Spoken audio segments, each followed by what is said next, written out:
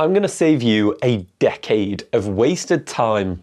I'm going to distill down the 3 lessons that I learned on dating from going from being that 17-year-old boy who absolutely failed on his first ever date with the first girl that was ever interested in him, which led him to becoming obsessed with dating and relationships so he didn't have to go through that pain again, and spend an entire decade looking into all the literature, going out, meeting girls, to such a point now that I have an amazing relationship with a girl I really like, and I run my own dating company where I help other guys get the same thing. So what I found over the course of that decade can almost be distilled down into just 3 lessons, and they are this. Number 1, it's easier to be the guy than to convince everyone else that you are the guy. And what I mean by this is, let's play the example out. Imagine that you met a girl and you really like her, she seems to be just the right girl for you. You really want to get her into a relationship so you can have that dream relationship you've always wanted together. But on some level, you don't really feel enough. So you're really at odds of what to do. And then you read up online that girls really like guys who can cook well. They like guys that are kind of like chefs. So you decide to claim you're a chef. You tell this girl and you learn some tricks of persuasion to be able to convince her that you're this amazing cook and you're an amazing chef. And she ends up getting kind of interested in you. And you play this out and you have to keep living up to this expectation that you've set. So you're spending time having to learn all these techniques so you can have conversations with her so she feels like you are that guy. Like, you're buying the equipment, you're doing all these tricks trying to get her to try and prove how good she is to you so you don't have to do it. And you're constantly investing all this time to keep up this image of you being this great chef. And the thing is, this might actually work. You might spend your entire life and she's interested in you because you've displayed this trait of attractiveness, but you'll spend your entire life on edge that she might one day see through it, that you're keeping her away from certain friends because you don't want them to tell her who you really are. You don't want her to ever see behind the curtain, so she never really connects to you. And you maybe get that girl. But wouldn't it have just been easier to go do some cooking classes? And this is one of the biggest issues I have with most dating advice out there, where it's aimed at, hey, girls are attracted to this kind of person, so you know what you should do? You should act like that and convince her to like you. And this is a fundamentally flawed option. One of the things that I love to say is, your job is to show who you are, not to convince others to like you. Because as soon as you enter this realm of trying to convince others, 1, it's needy as hell, 2, it's dishonest, and 3, it just never really works very well, because you're always coming from that position of weakness that isn't really who you are. You'll never feel truly connected to that person. And one of the best things that I could have ever come across when I was younger is this idea that it's surprisingly just easier to go become attractive, to go do the cooking lessons, to be the guy that gets in shape, the guy that learns to tell the truth and have emotional intelligence. All of this stuff is way easier than those 5 quickest ways to get her to fall in love with you kind of stuff. Like, they require just such long-term maintenance of the lie that you've put up, of the person you've pretended to be, when instead you could just go do the work. Because I did this. I was an absolute loser at 18. So I'd pretend to be something I wasn't to try and get the girl interested. And sometimes it'd kind of work. And this is why those tips, tricks and techniques stuff get a bit of traction, because you can kind of convince naive girls of the fact you're something that you're not. But those relationships, they fall apart, and that broke down my first relationship because I was still doing that. I was pretending to be something. And instead, you can just go off and do the work and be it. Yeah, it kind of sucks to have to go to the gym. Yeah, it kind of sucks to be able to become someone that has a social group that's interesting, to have hobbies. But you know what? It's still a hell of a lot easier than living the lie and having to learn all these weird pseudo-psychology tricks to keep her interested, to play all of these games with her that will only lead you to misery. So it's not actually that difficult to become attractive. Even if I ask you right now of what could you do to become more attractive, you know the answers to it. And then it's just the process of doing that. There isn't some cheap trick that gets you there. Just do those things and then you're comfortable because you're not reliant on this one girl that you've been misleading to like you. And then, oh no, if she's left, then I've got to try and trick another girl into liking me. It's simply not worth it. I'll even give you the example of how I learned this, and this was like back on the day in forums and stuff. It was like early internet days, and they broke it down like this, that there are two ways to beat a boss in like a World of Warcraft kind of style game. Either you can learn the perfect script of all the different buttons that you need to press in a perfect order to be able to overcome the boss, and you need to be able to be absolutely precise to the point to be able to beat them. Or you can go off and do a bunch of side quests, level your character up so much that you then come back, face the boss, and you beat them with ease. And you can break that down to dating. It's either go off and make yourself super attractive and then you get the girlfriend with ease. Every guy can be attractive. It doesn't matter what you look like, where you're from. You have the ability to get more attractive. I call this the real male privilege, and that is that we have almost complete control over our attractiveness because we're only judged on our physical appearance so much. We have so many other things about us that make us attractive. We have so much more control over that. Don't fall into this trap of thinking that you need to convince people to like you and you need to be almost manipulating girls by saying the right thing, doing the right thing.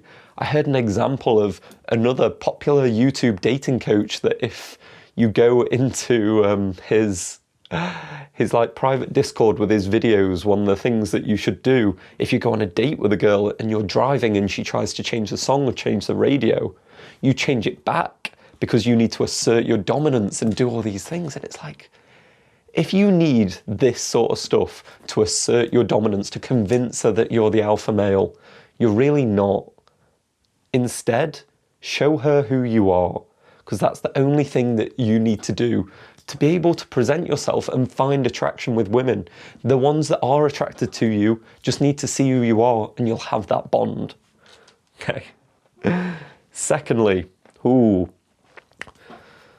one of the only principles of female nature you ever need to understand, one of the best life lessons that will save you a bunch of time, is this. Women want this approach to them. I want you, but I don't need you.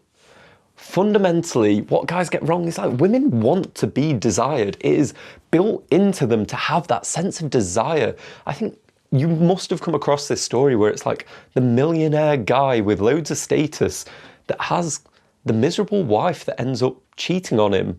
And then from like that super red pill perspective of like, oh, he was high status, he was good looking, he did all these things, but his wife still cheated. Oh, women must be terrible. And it's like, no, he just failed to understand female basic nature, that if you don't show desire towards a woman, she doesn't find you attractive, she doesn't feel safe, she doesn't get turned on by your lack of energy towards her. And I think, okay, this is me like hypothesizing here, but I believe part of it, especially like the safety part, comes down to this, that for men, we often slump into periods of like depression when we don't feel like we have a purpose, we don't feel useful to the tribe. And I think it's literally dated back to that our biggest fear was being kicked out of the group. And if we weren't contributing, if we weren't useful, I would imagine a bunch of our ancestors got booted out of the tribe, either starved to death or got eaten by like a fucking saber-toothed tiger. So for men, a great source of their like low mood and depression is when we don't feel useful to others. We don't feel like we contribute. We don't have a purpose. But then for women, I imagine there was this kind of sense that if there was constantly this churn and turnover of the men in the tribe, they go off, they conquer, they fight some other tribe, they obviously bring back all their girls, so there's constantly all of this fresh group of like young girls that are coming into the tribe, they're going to feel uncomfortable of like, oh, I hope my man likes me because these new girls have just shown up, and if he doesn't really love me, he'll kind of leave me for one of them. So to feel safe, they want to feel desired by their partner. They want to feel like they have that connection, that he isn't just going to go for the next girl that comes along, because otherwise she gets booted out because it's like, oh, sorry, I'm done with you. I've found someone new. So for women, they kind of crave this sensation of being desired to feel safe. And then when they feel safe, they allow themselves to feel attracted and deeply connected to you. So understanding that sense of desire that they want to have from you is hugely important. But there's two parts to that equation. Women want to feel desired, but they don't want to feel like you need them, that your entire sense of self-esteem rests on their opinion of you. Like, that is a weak man who has invested every single part of his self-esteem, of who he is, on her fluctuating opinion of him. It's an unstable way to live a relationship, and girls don't want that. They want to be desired by an attractive man, and an attractive man is not dependent on the feelings of others to set his own self-esteem. I even saw this, funky example, but I was on a night out and we'd gone to a Taylor Swift club night where all they did was play Taylor Swift bangers all night. Yeah, I'm cool, I love Taylor Swift. And me and my other sort of male friend that's like this way inclined went to it, and we knew we were gonna have a great time. But we turned up and this was insane. I have never seen such like a ratio split on a night out. Like, if you go to a normal club, you're kind of happy if it's like 35% girls to boys.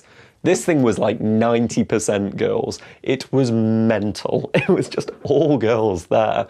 And we were having a great time. We were jamming to the songs, but I was like, whoa, kid in a candy shop here, because there was loads of girls and they were all showing a lot of interest. And there was one girl in particular, and I ended up kissing her and we were getting on great. And then she went off to dance with her friends a bit. I went back to dance with my friend, sing along, like sing my heart out, like love story, have such a good time.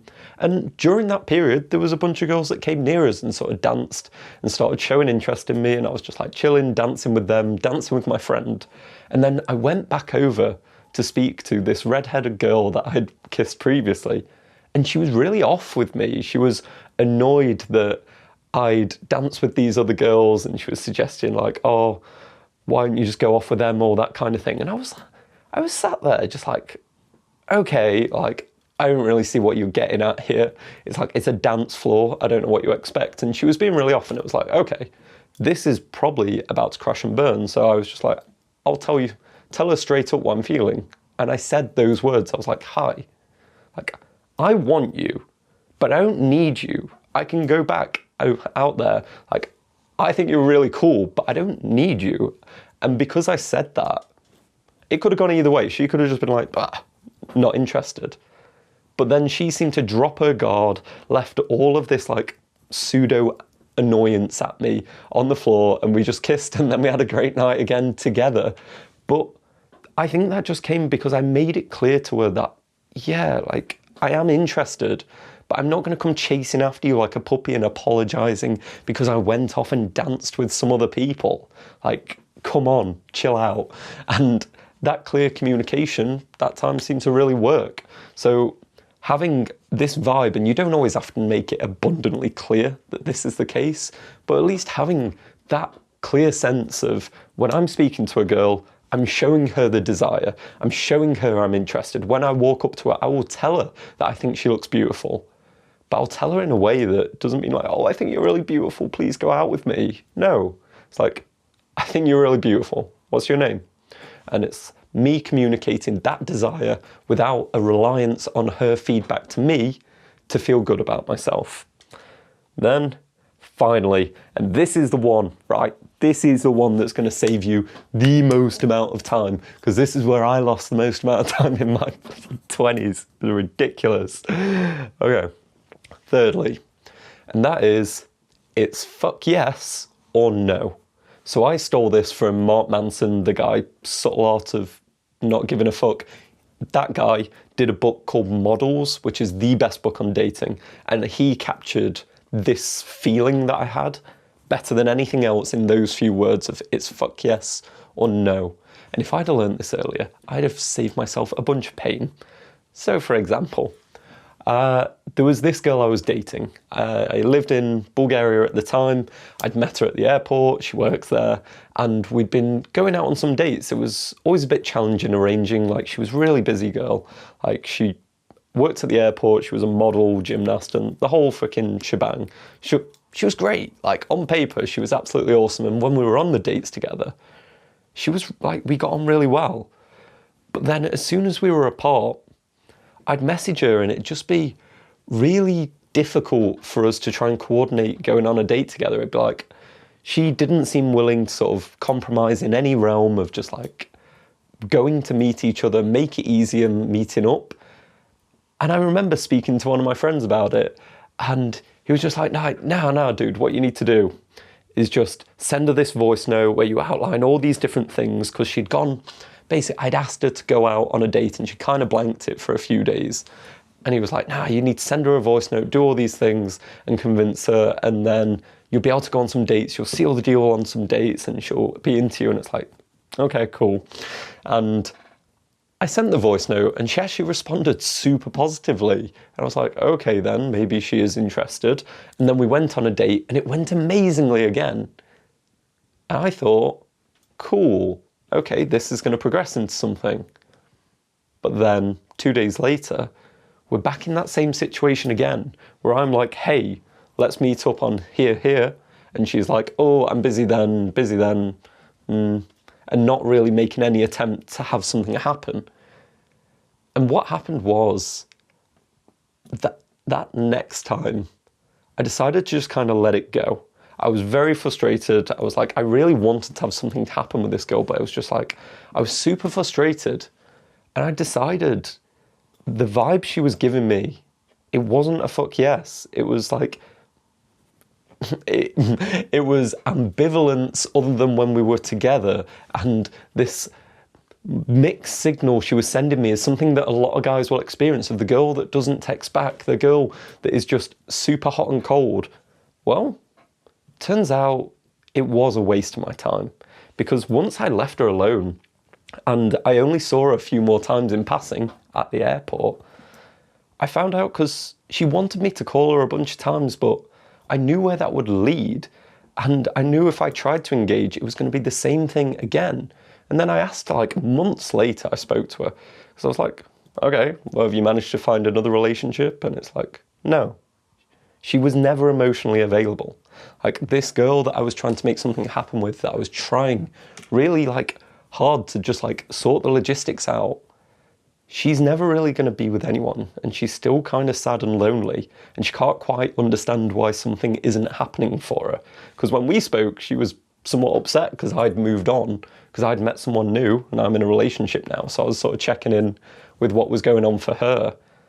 And she was just kind of sad, and it's because she has her own things going on. And this is one of the biggest mistakes that guys make, of chasing after girls that were never a fuck yes for you. It's like, maybe she has a boyfriend, like maybe she just thinks you're a friend, and it's like, guys invest so much time going after these girls that were clearly never interested. I could have easily pursued her for another 6 months, not looked elsewhere, and just been miserable for another 6 months, and she'd have been miserable. And sometimes it might have just been me. Like sometimes it's your connection with them that just isn't gonna go there. But sometimes the other person isn't really looking for what you're looking for. I'm way, way happier. Now I stepped away and found someone else that is even better. So I'm way happier doing this, and I feel bad for her at this point. But too many guys end up becoming resentful because they've chased after someone that was clearly not a fuck yes. And they are my 3 principles that have taken me a decade of research and my own practice of learning. And they're what I teach to my clients to get them into a position where they can have the relationships they want without having to go through all the pain and effort that I did. And if this calls out to you, you're going to be a similar person to me, because I've figured this out by now, that if you watch my content, it's likely because you connect with me because we're similar temperamentally. And if that is you, then you probably have some nice guy tendencies, that you're a bit of a people pleaser, you put your own needs second. And if that is you, I have a video where I broke down my biggest challenge of getting over a nice guy and the steps that I did to overcome this state and be able to be the guy that gets the relationships, that was able to learn these 3 principles, get the relationships he wanted. So if you feel like you are a bit too much of a people pleaser, check out this video here where I break down how you can escape that pain of constantly people pleasing and no longer be the nice guy.